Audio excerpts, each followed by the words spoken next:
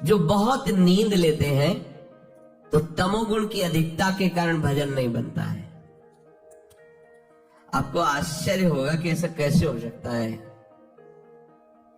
भजन की जब लगन लगती है, 11 बजे रात्रि के शयन करना, 2 बजे उठ जाना, स्नान किया, शौच किया, वृंदावन की परिक्रमा की, ऐसी दिनचर्या, और 2 बजे दिन में माधुकरी मांग के पाना, कोई बाल भोग, ये सब चाय नाश्ता कुछ नहीं, 2 बजे दिन में।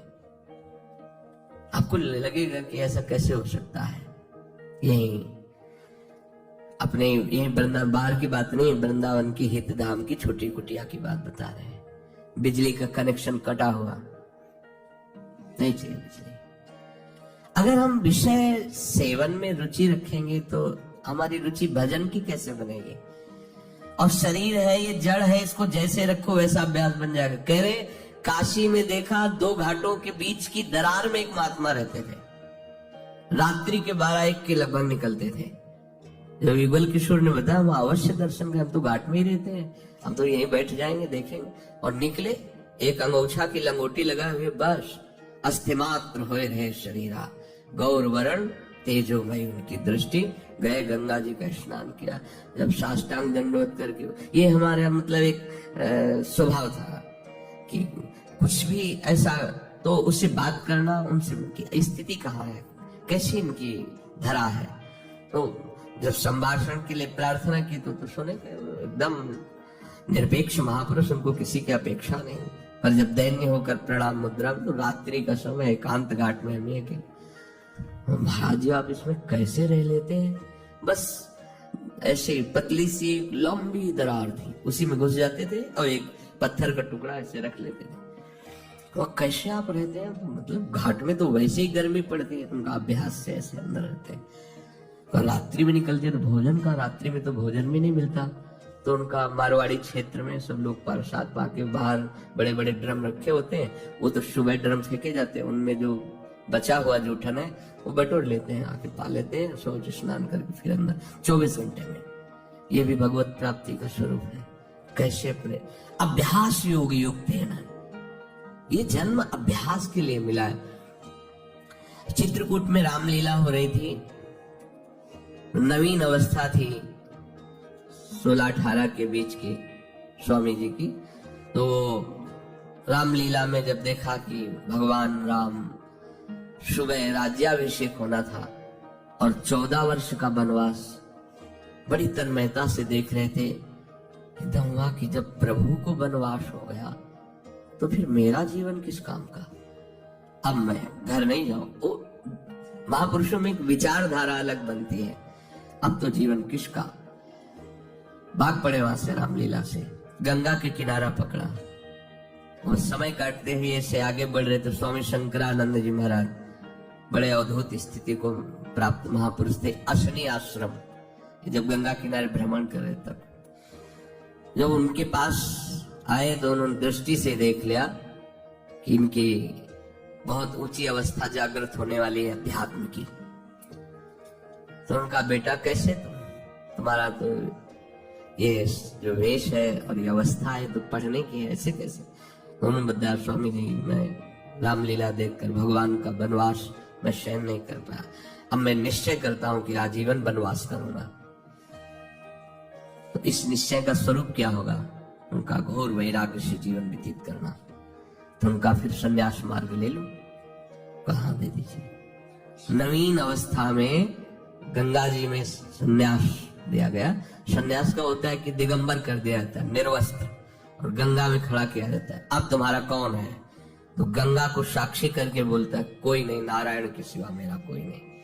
फिर संस्कार किए जाते हैं, फिर इसके बहुत से संत उपस्थित रहते हैं, फिर उनको लोक मर्यादा के लिए लंगोटी दी जाती है और यहाँ तक केवल वस्त्र ढकने की अनुमति संन्यास को।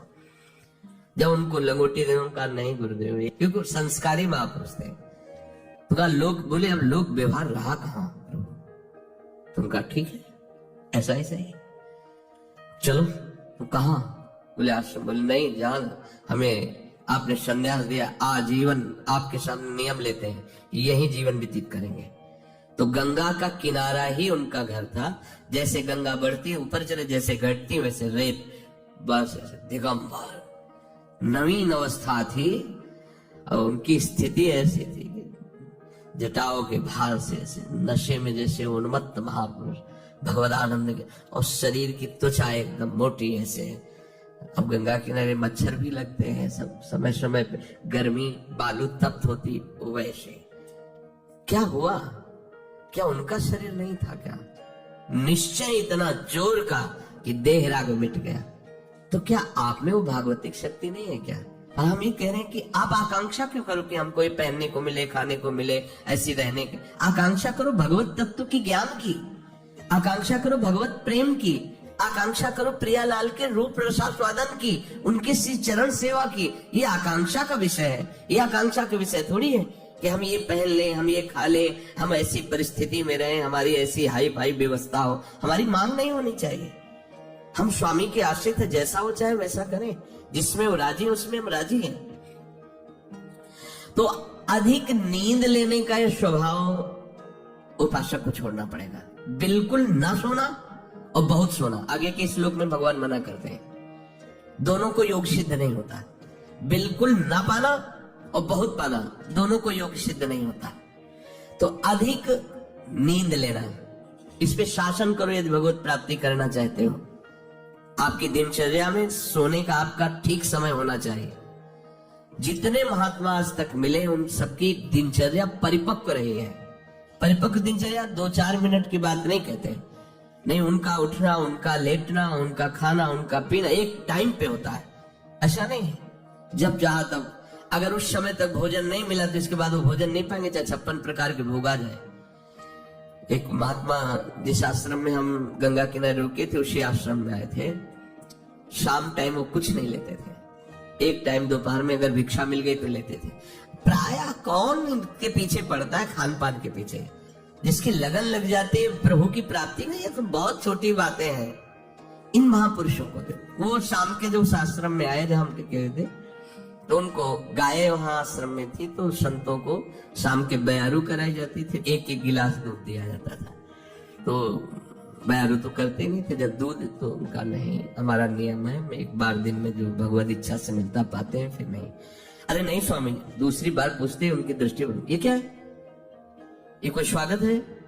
अरे परमार्थी के पति होकर के नियम को तोड़ने के लिए तुम जोर दे रहे हो? ये क्या प्राण पोषण करना ही साधु का धर्म है क्या? हटाइए, आप कैसे साधु हो, बार बार हमको खाने के लिए प्रेरित। डांट दिया, अपने खुशी हो जाएंगे, दूध दे रहे हैं गाय का, भाई इतना प्यार कर। प्यार नहीं देखा जाता, अपना लक्ष्य देखा है। आप कितना आराध्य देव से प्यार करते हैं। हमें विषय सेवन के लिए कोई प्यार दे तो इसे प्यार कहते हैं क्या? आराध्य देव के चरणों जासो हो सने राम मत, राम पद ए तो मतो हमारो। अधिक भोजन, 5वां है अधिक भोजन। सच्ची मानिए, ये अनुभव की बात कहते हैं। अल्पाहार और अधिक भोजन दोनों आप करके देख लो। अधिक भोजन करने वाले की भजन में रुचि नहीं रहेगी। अगर दोनों टाइम आप भोजन जितना चाहिए उससे अधिक लोगे तो आप ब्रह्मचर्य रह ही नहीं सकते, आप भजन कर ही नहीं सकते, आपकी भजन में रुचि नहीं रहेगी। वो खिलवाड़ केवल होता रहेगा, दिन पार होता रहेगा। तो आप 2-4 दिन आपको थोड़ा परेशानी पड़ेगी किसी भी संयम को धारण करने के लिए। आप उसे धारण कीजिए, फिर आप देखिएगा। अगर आप 15-20 दिन ऐसे संयम से चले, फिर आपको हम ही छूट दे दें तो आप कहोगे नहीं बस ऐसा ही ठीक है। धीरे धीरे आपको हर इंद्रिय, हर वृत्ति को अपने आराध्य देव प्रियालाल में समर्पित करना है।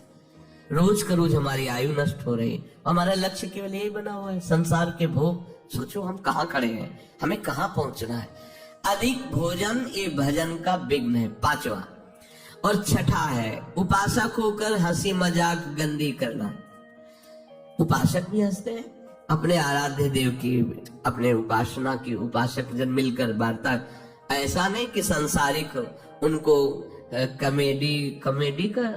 कॉमेडी उनको सुन के हंसना पड़े, उनको प्रोग्राम देखना पड़े कि हाँ चल रहा है कॉमेडी को हम हंस रहे हैं। ये साधना है क्या? हंसने के लिए तुम्हें तो प्रियालाल बहुत है। हास परिहास रसिका, या उपासक ने आपस में बैठ करके भगवत वार्ता, पवित्र वार्ता से विनोद, नहीं तो विनोद की ठौर कहां है। बिल्कुल नारायण हरि भजन में पाचो न सुहात, विषय भोग निद्रा हंसी जगत प्रीति बहु बात।